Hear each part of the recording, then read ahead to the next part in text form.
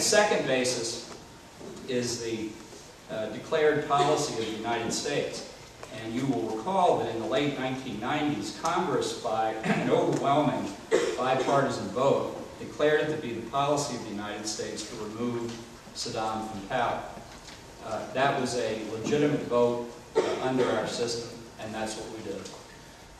May I follow up? Sure. That's a good answer, but it really didn't answer my question. My question was about based on fallacy. Wait. Let me speak now. Didn't do anybody. Let me speak now. Go ahead. I guess the question is, I'm familiar with the case that you're making. It's been in the public square now for a long time, especially put there by the neoconservatives. The question is this: are you claiming that you and the rest of the administration did not resort to war? And I'm sorry, let me back up. Are you claiming that you and the rest of the administration did not use faulty intelligence in making the case for resorting to war in Iraq? That's the question. Okay, that question is different from your first question. Slightly. Yeah, more than slightly. Your first question was, didn't you dupe the American people? No. I didn't ask that. I said, were you duped by faulty intelligence? Like everybody else in the administration. What I'm telling you is the claim made by the administration was not that we were going to war because of large stocks of weapons of mass destruction. The President expressly did not claim that there was an imminent threat. And if you don't remember the 2003 State of the Union message, you should go back and read it again. Because the President said, some have claimed that we must show the imminent, that Saddam is an imminent threat. So he takes the argument about imminent threat directly head on and says, since when have dictators and terrorists ever given advance notice of their intention? Imminent threat because of the stockpiles of weapons of mass destruction was not an argument on which we based the war. The argument was against Saddam Hussein himself and his regime because of the threat that they posed. And that didn't depend on intelligence about weapons of mass destruction stocks. That was based on the nature of the regime itself. Well, let me go to Colin Powell's testimony at the UN. Are you claiming the same for his testimony there? I think that I think what he based his speech on at the UN was intelligence that was provided to him and provided to every member of the U.S. Congress. Was that intelligence faulty? And which was not challenged by anybody at the time. Was that intelligence faulty? It was not phony. Some of it no, was faulty. That there is a big difference between intelligence that you assess in good faith to be accurate and which turns out to be wrong, such as an example, American intelligence on Saddam's nuclear weapons program before the first Persian Gulf War was badly wrong. What was wrong about it? We assessed that Saddam's nuclear weapons program was primitive. And we were badly wrong because it was well advanced. Intelligence is an imperfect science. Sometimes you get it accurate and sometimes you don't. But the notion that the decision to go to war was based on intelligence alone is just not true. It was based on the determination that after 12 years of ignoring Security Council resolutions and a demonstrated historical record, that the only way to deal with the threat posed by Saddam Hussein was by removing him from power. And that's what we did, and it was the right thing to do. Yes, sir. Question, John, please. The issue of bunker-busting nuclear weapons was brought up in the first debate between Kerry and Bush. And one of the things that Senator Kerry did is he criticized the Bush administration for not being fully behind in proliferation because he was developing or supporting a program for bunker-busting nuclear weapons. Would you please explain the strategic purpose of bunker-busting nuclear weapons? Well, let me say first, the purpose of America's nuclear arsenal from the beginning has been to provide security for the United States and for its friends and allies.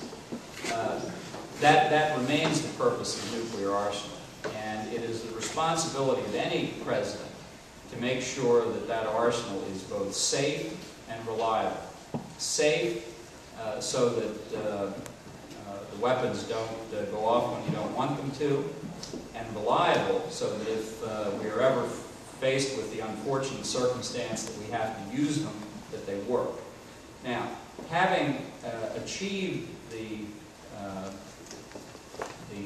kind of arsenal we have now, we have to look at the nature of threats to the United States, of terrorists that are not deterrable, as in the classic Cold War context, of organizations that in rogue states, as in the case of North Korea, which we think probably has more underground structures than the United States, that terrorists and their rogue state supporters can find defenses against conventional weapons or even nuclear weapons that we have now simply by burying deeply into the ground.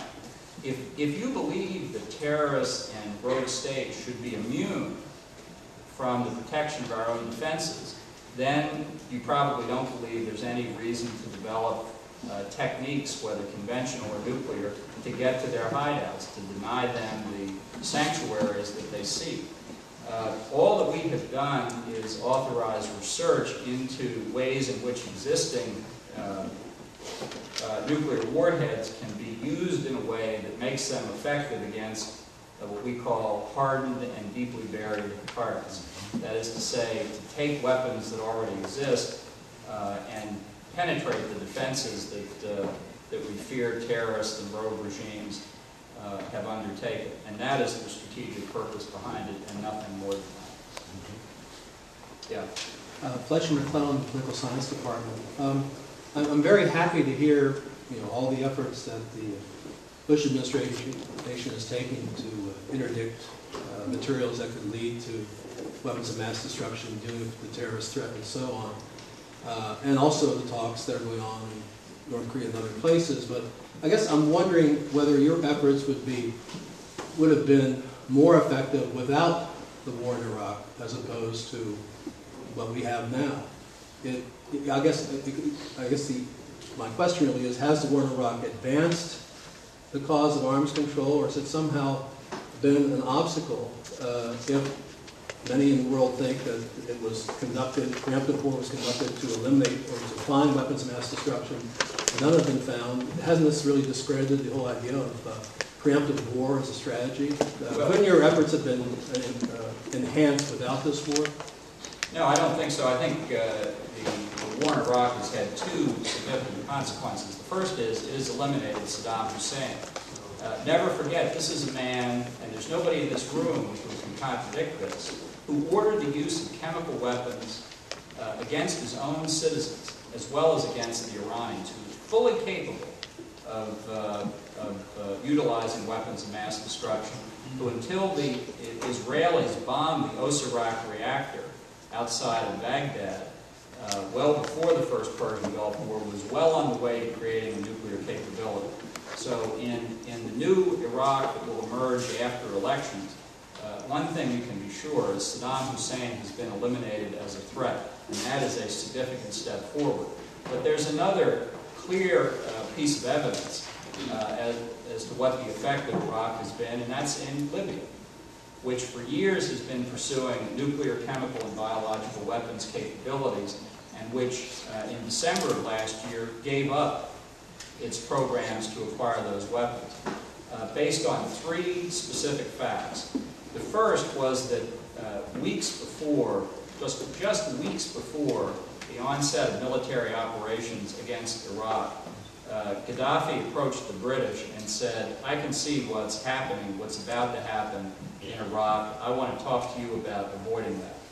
And that opened the first serious discussions between Libya on one hand and the United Kingdom and the United States on the other.